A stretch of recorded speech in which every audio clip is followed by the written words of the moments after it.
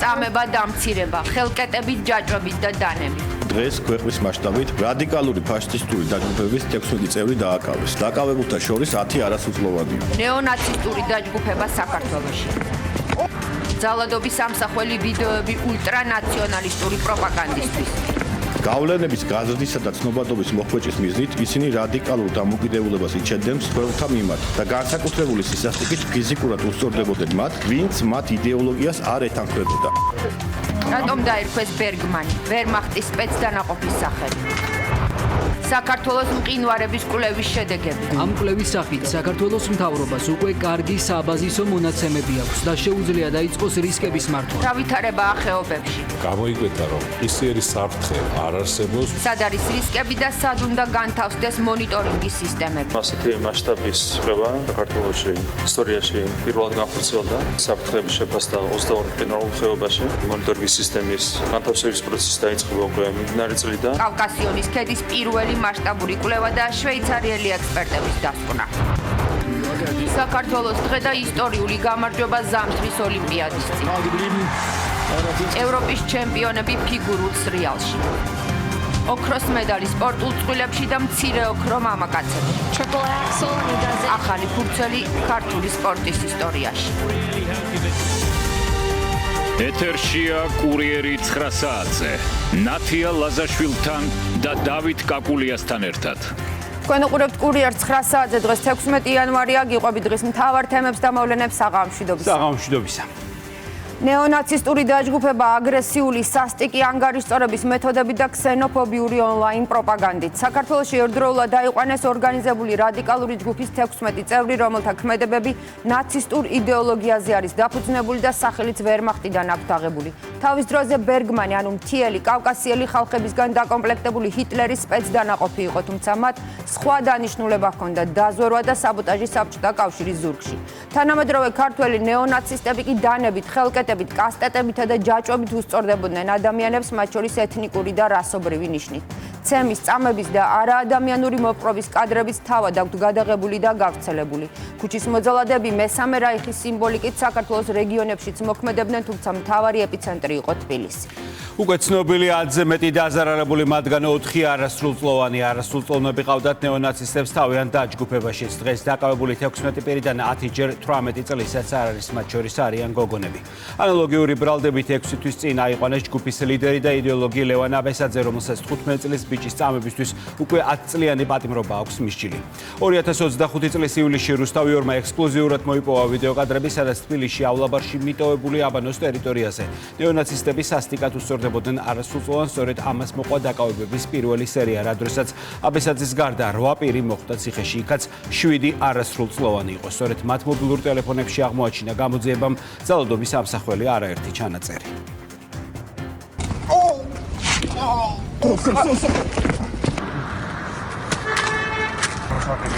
კადრები ფიზიკურ ანგარიშწორებას ასახავს. უკვე იდენტიფიცირებულია 10-ზე მეტი დაზარალებული, რომელთაგან 4 არასრულწლოვანია. გამოძიების ინფორმაციით, ნეონაცისტური დაჯგუფება სასტიკად უსწორდებოდა მათ, ვინც მათ ფაშისტურ იდეოლოგიას არ იზიარებდა. ქსენოფობიით და სიძულვილით მოტივირებული დანაშაულისთვის ადგილი წინასწარ იყო შერჩეული. დაჯგუფების წევრებს მსხვერპლი ძირითადად ავლაბარში მდებარე მიტოვებული აბანოების შენობაში მოტყუებით მიჰყავდათ და ადგილზე ხელკეტებით, ჯაჭვებით, დანებით და სხვა ბლაგვის საგნებით უსწორდებოდნენ.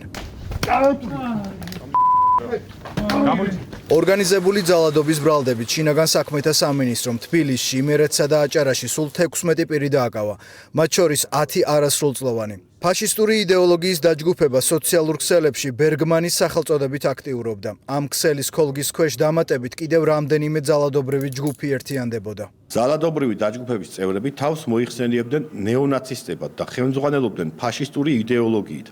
გავლენების გაზრდისა და ცნობადობის მოხვეჭის მიზნით ისინი რადიკალურ დამოკიდებულებას იჩენდნენ მსხვერპლთა მიმართ და განსაკუთრებული სისასტიკით ფიზიკურად უსწორდებოდნენ მათ, ვინც მათ იდეოლოგიას არ ეთანხმებოდა. დაჯგუფებების წევრები მსხვერპლთა მიმართ განხორციელებული ძალადობის, ღირსების შემლახველი ქმედებების, ფიზიკური და ფსიქოლოგიური ზეწოლის ამსახველ ფოტო-ვიდეო მასალას მობილური ტელეფონით იღებდნენ და სხვადასხვა ინტერნეტ პლატფორმაზე აქვეყნებდნენ.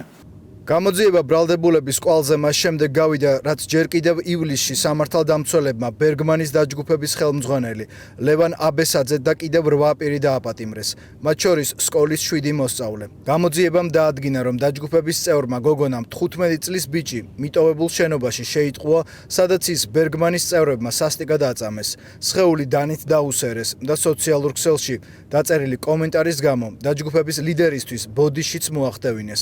მაშინ სამართალდამცველებმა ჩხრეკისას არაერთი მტკიცებულება ამოიღეს, მათ შორის მობილურით გადაღებული კადრები, სადაც სხვადასხვა დანაშაულებრივი ეპიზოდები აასახული. სწორედ ამ მტკიცებულებების საფუძველზე გავიდა გამოძიება ნეონაცისტური დაჯგუფების ახალ ფიგურანტებზე. მე დეიდა ვარ, ჩემი და წავიდა ამბის გასარკვევად, დილით დააკავეს. მოსწავლეა, ძალიან კარგი ბიჭია, ვერ გეტყვით ზუსტად რა მოხდა. ფანჯრიდან დილოს რო ვიყურებოდი, ვნახე რომ დააკავეს და ფოტოს უღებდნენ და ვეკითხებოდი ჩემი ოჯახის წევრებს, მეთქი ეს ბავშვები რატო წაიყვანეს. არაფერი არ გამიგია, ძალიან მოულოდნელი იყო ეს ყველაფერი. დაკავებულების ადვოკატები ამ ეტაპზე მედიასთან კომენტარს არ აკეთებენ, მათ საქმის მასალებს დღეს გადასცემენ. მანამდე კი შინაგან საქმეთა სამინისტრო საზოგადოებას აქტიური თანამშრომლობისკენ მოუწოდებს. სისხლის სამართლის საქმეზე ინტენსიურ რეჟიმში გრძელდება საგამოძიებო მოქმედებები. ფაშისტური იდეოლოგიის მქონე ძალადობრივ ჯგუფებთან კავშირში მყოფი სხვა პირების გამოვლენისა და მათი სისხლისამართლებრივი პასუხისგებაში მიცემის მიზნით. საზოგადოების თითოეულ წევრს კი მოუწოდებთ მსგავსი დანაშაულების ელემენტარული ნიშნების არსებობისას დაუყოვნებლივ შეგვატყობინონ, რათა თავიდან ავიცილოთ სასტიკი მოპყრობა არასრულწლოვანთა მიმართ და მსგავსი იდეოლოგიის გავრცელება ახალგაზრდებს შორის. დაკავებულებს ბრალს ჯგუფურად ჩადენილი დამამცირებელი მოპყრობის ფაქტზე წარუდგენენ. დანაშაული 10 წლამდე პატიმრობას ითვალისწინებს. მივიღეთ საჩივარი და მას დადგენილი პროცედურის შესაბამისად უპასუხებთ აცხადებს BBC, რომელსაც 10 დღე აქვს დარჩენილი ქართული ოცნების საჩივრის განხილვისა და პასუხისთვის. თუმცა ბრიტანულმა საზოგადოებრივმა მაუწყებელმა შესაძლოა საჩივრის განხილვა გააჭია, ან როს კიდეც თუ კი ჩათვლის, რომ საკითხს დამატებითი მოკვლევა სჭირდება. მომჩივანისთვის საქართველოს ხელისუფლებისთვის დრო პრობლემა არ არის. პრობლემა ხელისუფლებისა და ქვეყნის იმიჯის დაზიანების მცდელობაა, რაც BBC-ს მიერ კამიტის გამოყენების დაუსაბუთებელ ბრალდებებს მოყვა, რაშიც ყისიერად ჩაერთო პოლიტიკური სეგმენტი მათ შორის ევროპარლამენტში. BBC-ს პირველი რეაქციით ვიმსჯელებთ სავარაუდოდ საქმე წავა ბრიტანეთის მარეგულირებელ კომისიაში. ჯერ მოკვლევა არ დაუწყია, თუმცა მაუწყებლის სპიკერი უკვე აცხადებს, რომ ჟურნალისტური ნამუშევარი გამყარებულია მტკიცებულებებით. აქვს კორპორაციის მხარდაჭერა და ამისათვის ავტორებს მადლობასაც კი უხდის. ქართული საჩივარი დაფუძნებულია თავად BBC-ს რედაქციულ სტანდარტებზე და ბრიტანეთის ოპკომის კოდექსზე, სადაც ფაქტები და მტკიცებულებებია მთავარი და არა მიკერძოებულ რესპონდენტებზე დაფუძნებული ვარაუდები. საქართველოს პირველ რიგში ცალსახა ბოდიში სჭირდება. უკვე შემდეგ კი ფილმის და მასთან დაკავშირებული მასალების აღება ყველა შესაბამისი პლატფორმიდან. სხვა შემთხვევაში BBC-ს პასუხების გაცემა მოუწევს სტრასბურგის სასამართლოში. უშუალოდ BBC-ში პირველი ეს არის ეს თვითრეგულირების ფარგლებში ხდება პირველადი განხილვა. თუ აქ არ მოგვარდა ეს საკითხი, მხარეები ვერ მოგვარდნენ, შემდგომ კი გადადის სამართლებრივი რეაგირების ეტაპებს. მართველი გუნდი იმედს გამოთქვამს, რომ საჩივარი სამართლებრივი რეაგირების ეტაპზე არ გადავა და BBC საკუთარ დანაშაულს აღიარებს. საქართველოს ხელისუფლების მისამართით ქიმიური იარაღის გამოყენების მძიმე ბრალდების გამო საჯარო ბოდიშს მოიხდის და ეგრეთ წოდებულ საგამოძიებო ფილმს ყველა პლატფორმიდან წაშლის. წინააღმდეგ შემთხვევაში ქართული ოცნება უკვე ბრიტანეთის კომუნიკაციების ბიუროს მიმართავს. საჭიროების მიხედვით კი მაუწყებელს ჯერ ადგილობრივ სასამართლოში, შემდეგ კი სტრასბურგში უჩივლებს. იქნება ეს BBC თუ სხვა ორგანიზაცია, რა თქმა უნდა, ჩვენ შევეცდებით მაქსიმალურად დავიცვათ ქვეყნის რეპუტაცია.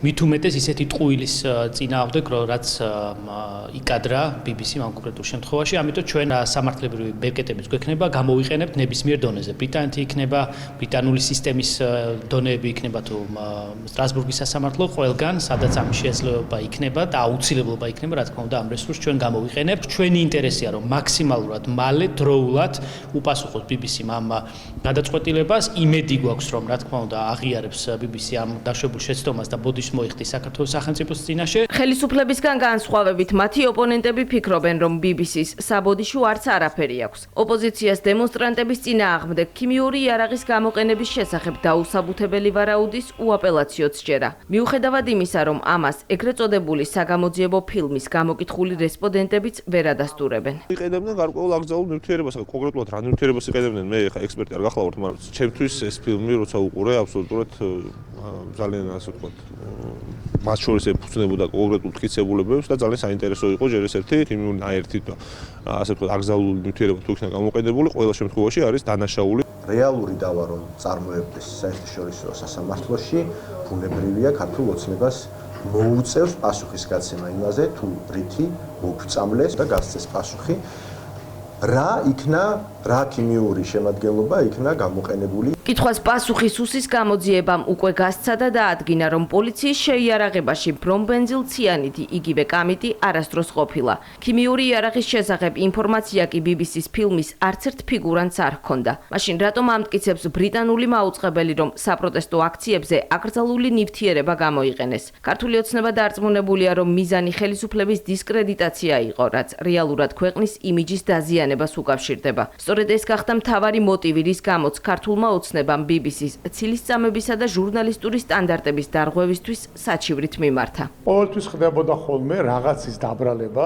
რომელიღაცა ქვეყანაზე, მასზე შემდგომი შეტევის განსახორციელებლად. სწორედ ამ მიზანს ისახავდა ეს. ქვეყნის შიგნით ამ ასე ვთქვათ, ტყუილმა არ იმუშავა. ჩატარდა სწრაფი გამოძიება, სადაც თვითონ ამ ფილმში ასე ვთქვათ, მონაწილე რესპონდენტებმა ფაქტობრივად უარყვეს მათ მიერ ასე ვთქვათ, გაკეთებული განცხადებები და თქვეს, რომ ჩვენ რა თქმა უნდა არავითარ კამიტზე საუბარი არ გქონიაო. ეს ფეიკი როგორც იტყვიან, ესე დარჩა, მაგრამ რა თქმა უნდა საქართველოს როგორც სახელმწიფო ვალდებული იყო, რომ ამაზე რეაგირება მოახდინა. მიზანი არის პოლიტიკური და დისკრედიტაცია საქართველოს ხელისუფლების. ეს იმდენად აშკარაა, რომ არ ამგონია რაიმე არგუმენტი წარმოადგინოს BBC-ს. სულ ეხლახანს გამოვლინდა, რომ აბსოლუტურად შეუსაბამო რეალობასთან გააკეთა სიუჟეტი, თქვათ ამერიკის შეერთებული შტატების პრეზიდენტთან დაკავშირებით და მაშინ გადადგა ნაბიჯები, მოიშორა ხელმძღვანელი პოსტებიდან გარკვეული ადამიანები, აღიარა დანაშაული, მაგრამ საქართველოს რატომღაც მიაჩნიათ დაბალ ღობეს. BBC-ს დონალდ ტრამპმა რამდენიმე კვირის წინ უჩივლა და კომპენსაციის სახით 10 მილიარდი დოლარი მოსთხოვა. მაშინ ბრიტანეთის საზოგადოებრივ მაუწყებელს მოუხდა აღიარება, რომ ამერიკის პრეზიდენტის სიტყვებს კონტექსტი შეუცვალეს და უხეშად დაამონტაჟეს. ამასობაში ევროპა აღარ მალავს, რომ რუსეთთან კომფორტის ზონაში დაბრუნება ზურს საფრანგეთისა და იტალიის შემდეგ გააქტიურდა გერმანიის კანცლერი. ბალანსის აღდგენა უდიდეს ევროპელ მეზობელ რუსეთთან. რუსეთი არის ევროპული ქვეყანა. ეს სიტყვები ეკუთვნის ფრიდრიხ მერცს, რომელიც ჯერ კიდევ ცოტა ხნის წინ აცხადებდა, რომ მოსკოვთან ნორმალური ურთიერთობა შეუძლებელია, რადგან რუსეთი საფრთხეს უქმნის ევროპის მთელ კონტინენტს. ასე გადატვირთეს ურთიერთობა თავის დროზე რუსეთთან საქართველოს ომის შემდეგ და ამას აპირებენ ახლაც უკრაინის 4 წლიანი ომის პირობებში.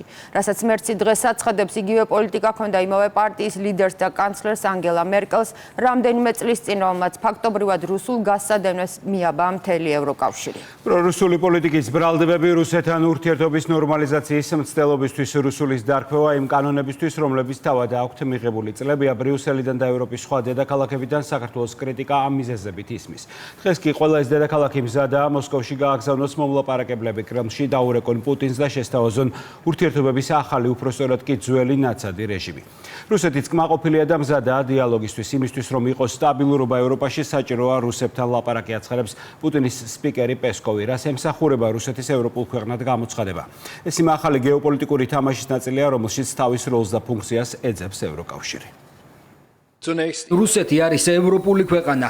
საფრანგეთი, იტალია და ახლა უკვე გერმანიაც. მაშინ როცა უკრაინაში საომარი მოქმედებების დასრულება ჩიხშია, ევროპელი ლიდერების რიტორიკაც იცვლება. თუ ადრე ევროკავშირისთვის რუსეთთან დიალოგი წითელი ხაზი იყო, დღეს დიპლომატიის გზას თავად ირჩევენ. გერმანიის კანცლერმა ბიზნესმენებთან შეხვედრის დროს ღიად თქვა, რომ რუსეთი ევროპული ქვეყანაა და მასთან ხანგრძლივი ბალანსის დამყარებაა საჭირო. თუ ჩვენ შევძლებთ მშვიდობისა და თავის თავისუფლების დაბრუნებას ევროპაში. თუ საბოლოოდ მივაღწევთ ხანგრძლივ ბალანსს ჩვენს უდიდეს ევროპელ მეზობელ რუსეთთან, თუ იქნება მშვიდობა, თუ თავისუფლება გარანტირებული იქნება, თუ ამ ყველაფერში წარმატებას მივაღწევთ, ქალბატონებო და ბატონებო, მაშინ ევროკავშირი და ჩვენ, გერმანიის ფედერალური რესპუბლიკა კიდევ ერთ გამოცდას გავივლით და 2026 წლის შემდეგ მომავალს თავდაჯერებით შევხედავთ. ქართულ ოცნებაში ამბობენ, რომ დღეს სწორედ ის ბრიუსელი თვლის რუსეთს ევროპად, რომელიც თბილის ხან სამშვიდობო პოლიტიკის გამოაკრიტიკებდა, ხან მის მიერ მიღებულ კანონებს რუსულს უწოდებდა. მართულ გუნდს აქვს კითხვებიც. თუ რუსეთი ევროპის ნაწილია, მაშინ გამჭვირვალობის კანონი რუსულია თუ ევროპული? ჩვენ გვიძახდნენ რუსებს, ჩვენს მიერ მიღებულ გადაწყვეტილებებს და ჩვენს მიერ მიღებულ კანონებს ეძახდნენ რუსულს. მაშინ, როდესაც ყველაზე კორუმპირებული ქვეყნები, მოლდოვა და უკრაინა ცხადდებოდა ჩვენზე უფრო წარმატებულ ქვეყნებად და დღეს ჩვენ ხედავთ რომ თურმე რუსეთი არის ევროპული ქვეყანა მათი განცხადებით და რუსეთთან მოლაპარაკებები არის აუცილებელი. მაშინ მე მინდა ვკითხო საზოგადოებას, რომ მაგალითად გამჭვირვალობის კანონი, რომელზეც ჩვენ გვეუბნებოდნენ, რომ თურმე რუსულია, არის თუ არა ევროპული კანონი, ხო? ანუ სასაცილო მდგომარეობაში არიან. მაგრამ მე მინდა პირველ რიგში მივმართო იმ ადამიანებს, ჩვენ ძვირფას თანამოქალაქეებს, რომლებიც რუსთაველზე აი ამდენი წელი ატარეს, აყვირეს და გაუჩინეს განცდა, რომ თითქოს ევროპულ მომავალს იცავდნენ ქუჩაში.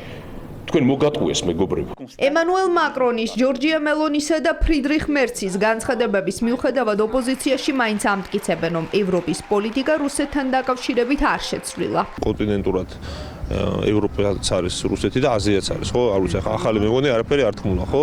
რაც შეეხება იმ სახელმწიფო სისტემას, რომელიც რუსეთშია, დამერწმუნეთ ნებისმიერ ევროპელ პოლიტიკოს კითხეთ და ყველა გეტყვით, რომ ეს არ გახლავთ ევროპული ტიპის სახელმწიფო. რუსეთთან დიალოგი, რა თქმა უნდა, საჭიროა. მათ შორის ჩვენთვის საქართველოსთვის. ოღონდ ჩვენი მხარი და ღირსეული პოზიციების შენარჩუნა. მოვაუბროთ ერთმანეთში გეოგრაფიულ განზომილებას და პოლიტიკურ განზომილებას, ხო? პოლიტიკურად, რა თქმა უნდა, ყველაფერი ის, რაც არის ავტოკრატიული, რაც ეწინააღმდეგება ადამიანის უფლებებს, კანონის უზენაესობას, დემოკრატიას, რა თქმა უნდა, ეს არის რუსული. რუსეთთან დაკავშირებით ევროპის შეცვლილი რიტორიკა და შერბილებული ტონი მართველი გუნდისთვის მათი არაპრაგმატული, არათანმიმდევრული პოლიტიკისა და ორმაგი სტანდარტის ილუსტრაციაა. ქართული ოცნების ლიდერების თქმით, ევროპის უსაფუძვლო კრიტიკის ადრესატი იყო ყველა, ვინც ომის პოლიტიკას მხარს არ უჭერდა და რუსეთთან დიალოგზე საუბრობდა. ასე იყო საქართველოს შემთხვევაშიც. საგარეო პოლიტიკის ნაწილში რა არა პროფესიონალიზმთან გვაქვს საქმე ევროპის ნაწილში, როდესაც ამხელა მასშტაბის ტრაგედია მიმდინარეობს და 4 წლის თავზე დაიწყეს ეს ნენელა შეპარება საზოგადოებისთვის, რომ თურმე აუცილებელია რუსეთთან საუბარი. ჩვენ ხედავდით, რა თქმა უნდა, რომ ამ 4 წლის განმავლობაში ადამიანები, ორგანიზაციები, ქვეყნები, ვინც კი გაბედავდა იმაზე საუბარს, რომ საუბარია აუცილებელი, მაშინვე ხდებოდა თავდასხმის მსხვერპლი. ყველაფერი დანარჩენი ეს იყო ბუნებრივია პოლიტიკური манипуляციების პროცესის ნაწილი, ეს რუსული დაძახებაც იყო სწორედ ამ პროცესის ნაწილი, რომ რაღაცნაირად დისკრედიტაცია მოეხდინათ ამ კანონმდებლობის თუ საქართველოს ხელისუფლების. ახან საქართველოში რუსული ტანკი არ აგრუხუნდა, ესე იგი ჩვენ რუსული რეჟიმი ვართ. ევროპა ჯერჯერობით ვერ გამოსულა ომის რიტორიკიდან.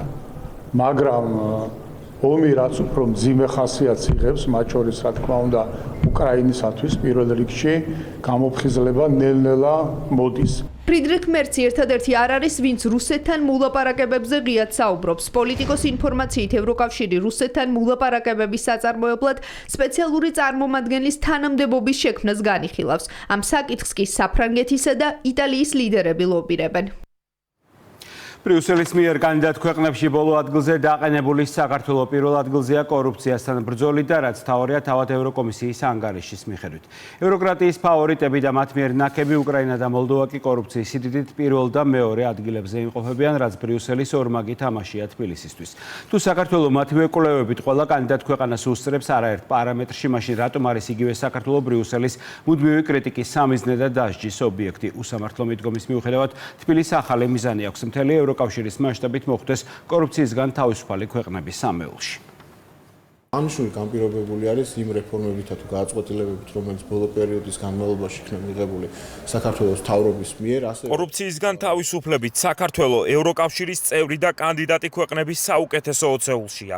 ახალი რეიტინგი ევროკომისიამ გამოაქვეყნა. შეფასების 65%-ით ქვეყანა კორუფციის არარსებობით ევროკავშირის და ნატოს წევრ 13 სახელმწიფოს უსწრებს. მათ შორის არის იტალია, ხორვატია, საბერძნეთი, რუმინეთი, უნგრეთი, ბულგარეთი, მალტა და მონტენეგრო. საქართველოს ლიდერია ევროკავშირის წევრობის ყველა კანდიდატ ქვეყანას შორის. მთავრობის ადმინისტრაციაში ამბობენ, რომ ხელისუფლების გეგმაა ქვეყანა ევროპის საუკეთესო 3-ულში შევიდეს. ხედავთ ყველანი საქართველოს პროკურატურის, ანტიკორუფციული სააგენტოს და ფინანსთა სამინისტროს საგამოძიებო სამსახურის აქტიურ ქმედებებს კორუფციასთან ბრძოლასთან მიმართებაში.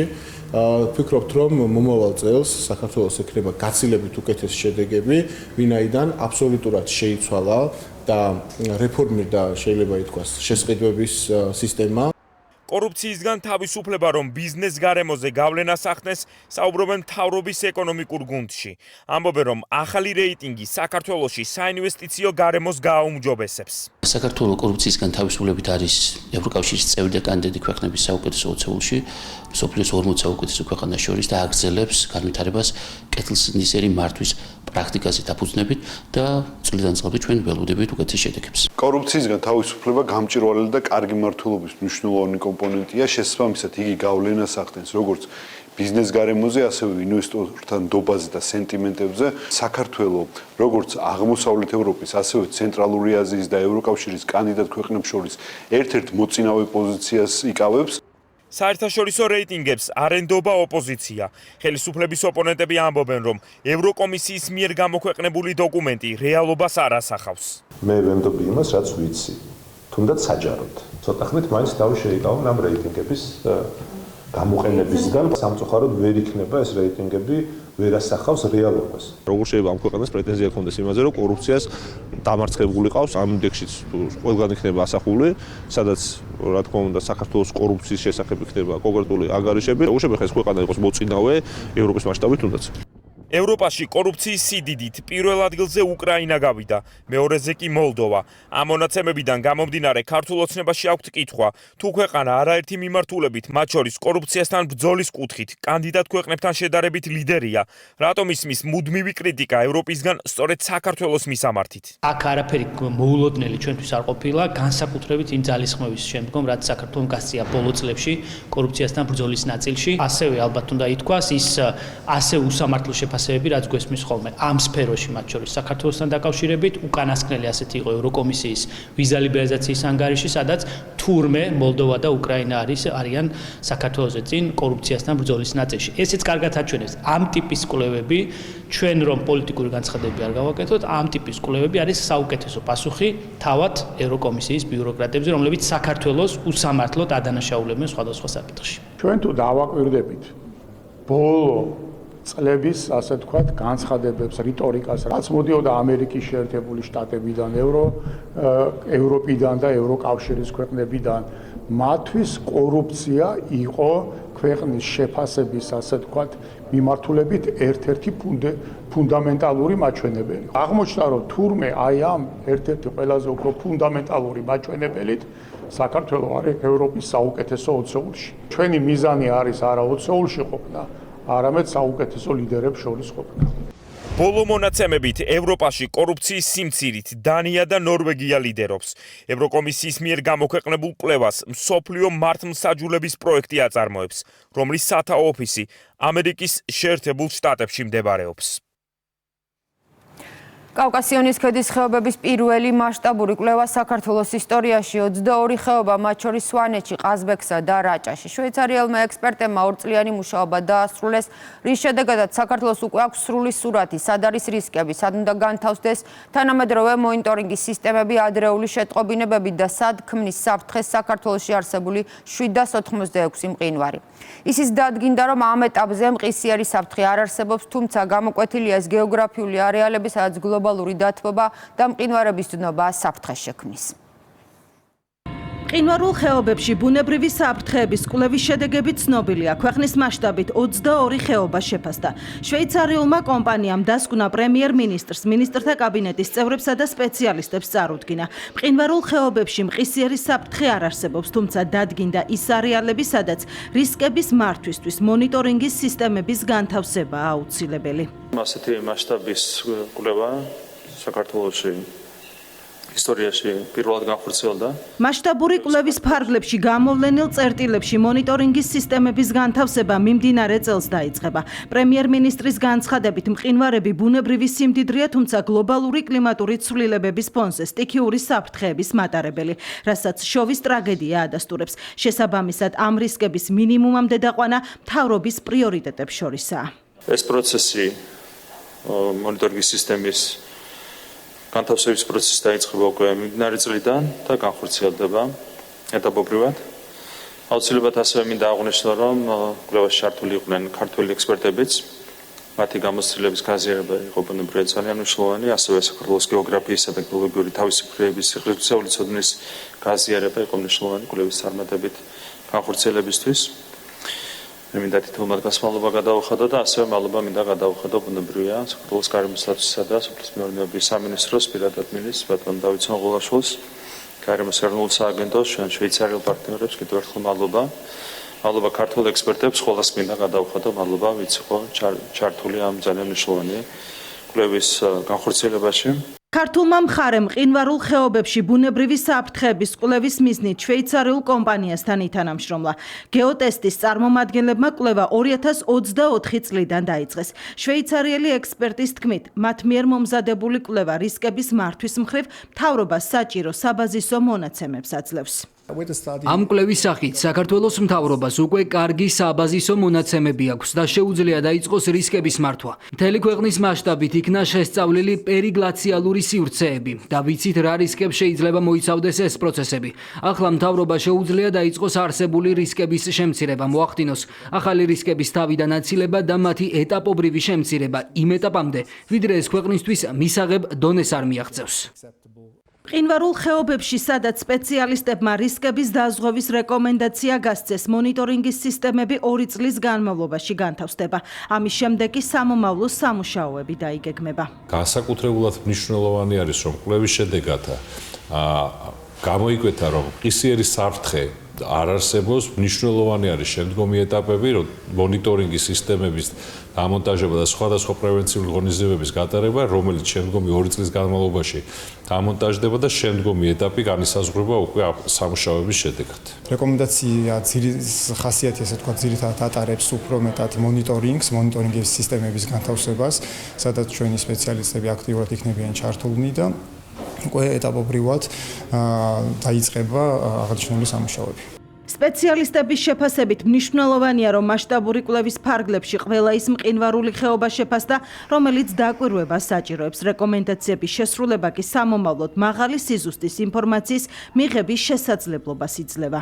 აი ეს კვლევა იმითიც არის გამორჩეული, რომ როგორც სამივე მიმართულებით, როგორც გეოლოგიური, ასევე მეტეოროლოგიური და ასევე ჰიდროლოგიური მონაცემების ერთდროული შეგროვების და სისტემატიზაციის შესაძლებლობა მოგვცა ამ ქვეყანაში. მონიტორინგის სისტემის განთავსების პროცესს კოორდინაციას მთავრობის ადმინისტრაციაში შექმნილი ჯგუფი გაუწევს. სამთავრობო საკოორდინაციო მექანიზმი ყველა შესაბამისი უწყების ჩართულობას გულისხმობს, რომელიც კომპეტენციის შესაბამისად პროცესის მართვაზეა პასუხისმგებელი. დამონტაჟდება მონიტორინგის სისტემები, ამასაც უზრუნველყოფს გარემოს დაცვის და სოფლის მეურნეობის სამინისტრო, ასევე შეიქმნება სამთავრობო საკოორდინაციო მექანიზმი, სადაც გაერთიანებული იქნება ყველა ის უწყება, რომელიც პასუხისმგებელი იქნება თავისი კომპეტენციებიდან გამომდინარე. მყინვარულ ხეობებში საფრთხეების შესწავლის პროცესში შვეიცარიულ კომპანიასთან ერთად პროფილური სამინისტროების შესაბამისი უწყებები და სპეციალისტები იყვნენ ჩართული. ტურისტების რეკორდული რაოდენობა 2025 წელს საქართველოს 5,500,000 უცხოელი მოგზაურია, ეს თუმცა რაც ქვეყნისთვის ისტორიული მაჩვენებელია. ტურისტების ნაკადი გასულ წელს 14%-ით გაიზარდა ევროკავშირის ქვეყნებიდან და დიდი ბრიტანეთთან, რაც რიცხვებში თითქმის 9 მილიონია. საქართველოს კულტურული მემკვიდრეობის ძეგლების მონახულების, ზამთრისა და ზაფხულის კურორტებზე დასვენების მსურველთა რაოდენობა ასევე გაზრდილია სპარსეთის ყურის ქვეყნებსა და ჩინეთში. ბუნება, ტრადიციები, გასტრონომია, სტუმართმოყვარე ხალხი. ეს არასრული ჩამონათვალი არის, გამოც საქართველოს ტურისტებისთვის ერთ-ერთ ყველაზე მიმზიდველ მიმართულებად რჩება. ტურიზმის ეროვნული ადმინისტრაციის ინფორმაციით 2025 წელს ტურისტულმა ვიზიტებმა ისტორიულ მაქსიმუმს 5.500.000 მიაღწია, რაც წინა წლის მაჩვენებელზე 8%-ით მეტია.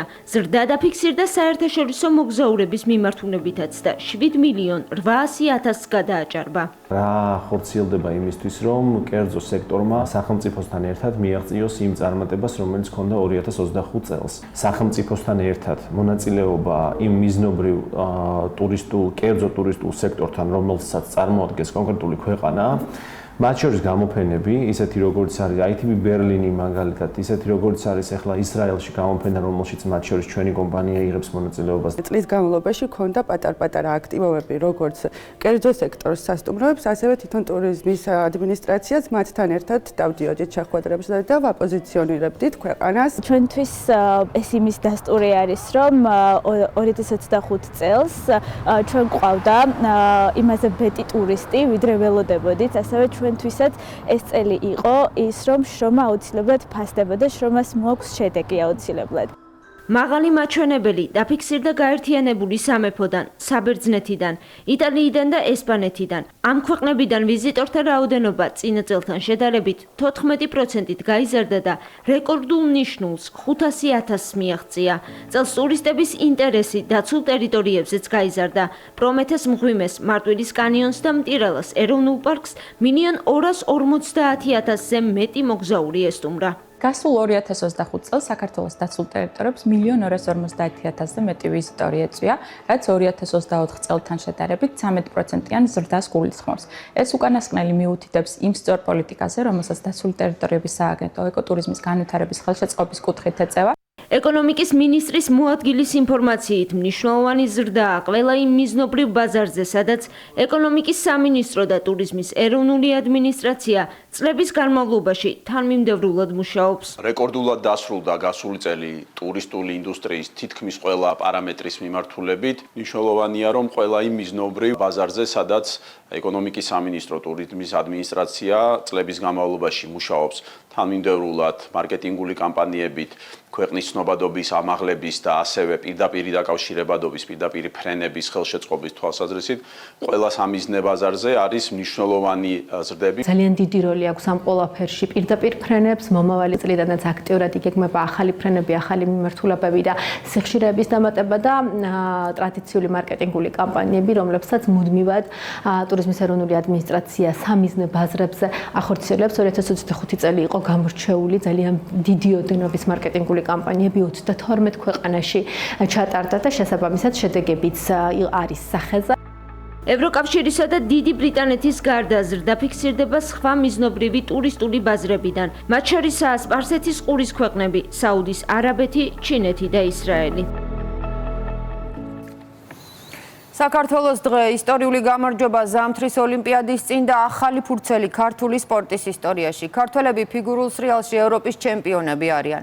ოქროს მედალი სპორტულ წყვილებში და მცირე ოქრო მამაკაცებში. ლუკა ბერულავას და ანასტასია მეტელკინას, ასევე ნიკა ეგაძის ბრწყინვალე გამოსვლას შეფილდში მთელი საერთაშორისო სპორტული მედია ეხმაურება და ქართველების გამარჯვება შეფასებულია როგორც ისტორიული საფეხური ქართული ფიგურული ციგურაობისთვის.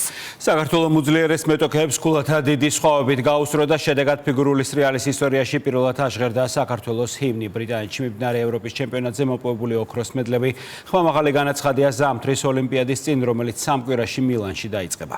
მაღალი დონე და დიდი პერსპექტივა უკვე ეს მოლოდინი აქვს ყველას იმ ქვეყნისგან, რომელიც ამ დრომდე არ შედიოდა ფიგურული ციგურაობის ტრადიციული სახელმწიფოების ჩამონათვალში, თუმცა გუშინდელმა დღემ ყველაფერი შეცვალა.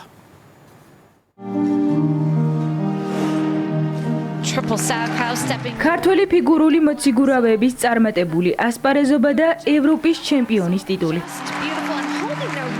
შეფილდში მიმდინარე ევროპის ჩემპიონატზე ფიგურულ ციგურაობაში საქართველოს ნაკრების წევრები ანასტასია მეტელკინა და ლუკა ბერულავა ევროპის ჩემპიონები გახდნენ. ადვილი არ იყო ამ მიზნის მიღწევა, მაგრამ ეს დიდი შრომა ღირდა საქართველოსთვის ევროპის ჩემპიონის ტიტულის მოსაპოვებლად. მადლობა ჩემს ქართულ გულშემატკივრებს მხარდაჭერისთვის, რომელსაც ჩვენ მოდივართ მგრძნობთ. მეტელკინა და ბერულავა მოკლე პროგრამის შემდეგ პირველ ადგილზე გავიდნენ. მათ თავისუფალი პროგრამა მაღალ დონეზე შეასრულეს. დაიმსახურეს 129 ქულა, 2 დისციპლინის ჯამში კი 215 ქულა მოაგროვეს და ევროპის ჩემპიონობა იზეიმეს. ფიგურული ციგურაობის ევროპის ჩემპიონატი წარმატებული აღმოჩნდა ქართველი მოციგურავის ნიკა ეგაძისთვისაც, რომელმაც ვაჟთა შორის ერთეულებში იასპარეზა. მან მოკლე პროგრამა მაღალ დონეზე შეასრულა და მსაჯებისგან 91 ქულა მიიღო. ამ მაჩვენებლით ქართველი სპორტსმენი საუკეთესო აღმოჩნდა. ნიკა ეგაძე თავისუფალ პროგრამას 17 იანვარს წარმოადგენს. დიდი და რთული გზა გამოვიარეთ ევროპის ჩემპიონატის ოქროს მედლამდე, ქონდა ვერცხლის და ბრინჯაოს მედლები სპორტული წყვილების კატეგორიაში ევროპის ჩემპიონატიდან და რა თქმა უნდა ბრიტანეთში ოქროს მედლისთვის მოვემგზავრებოდით. ეს გამარჯვება დიდი სტიმული იქნება მთელი ჩვენი გუნდისთვის კარს მომდგარი ოლიმპიური თამაშების წინ, სადაც ჩვენი პატარა, მაგრამ ერთიანი გუნდი მიემგზავრება საქართველოს საუკეთესო სპორტული ინტერესის დასაცავად. წარმატებული ასპარეზობა მიულოცა სპორტსმენებს საქართველოს სპორტის მინისტრმა შალვა გოგოლაძემ და მათ წარმატება უსურვა. წარმატებულად დაიწყო 2026 წელი ქართული სპორტისთვის. ჩვენ ისე გვიწევს ფრაზის ისტორიაში პირველად გამოყენება. მინდა მიულოცო ანასტასიას და ლუკას ეს მნიშვნელოვანი წარმატებული ასპარეზობა ევროპის ჩემპიონატზე, ასევე მადლობა მინდა გადაუხადო და მიულოცო ფედერაციას. სპორტული კუთხითაც მნიშვნელოვანი იყო ეს წარმატებული ასპარეზობა ევროპის ჩემპიონატზე, ვინაიდან თვეზე ნაკლებ პერიოდში ჩვენ სპორტსმენებს როგორც მოქმედ ევროპის ჩემპიონატებს უწევთ ოლიმპიურ თამაშებზე ასპარეზობა, ეს კი გვაიმედებს და გვაძლევს იმის თქმის საშუალებას, რომ ოლიმპიურ თამაშებზე შეიძლება გქონდეს ოლიმპიური მედლები. ბრწყინვალეს შესრულება, ევროპის ჩემპიონის ტიტული და ისტორიული გამარჯვება. 15 იანვარი ფიგურული ციგურაობის ისტორიაში ოქროს ასოები ჩაიწერა. ასეთი იყო დღევანდელი დღე 16 იანვარი და კურიერი 9 საათზე. რამდენიმე წუთში რუსთავი ორის ეთერს ქართული საკულტო კომედიური ფილმი რეკორდი განაგრძობს. ჩვენ კი დღეს ამ თვალსაჩინო მუშაობას და ორ შაბათამდე გემშვიდობით. მადლობა და ნახვამდის. ნახვამდის.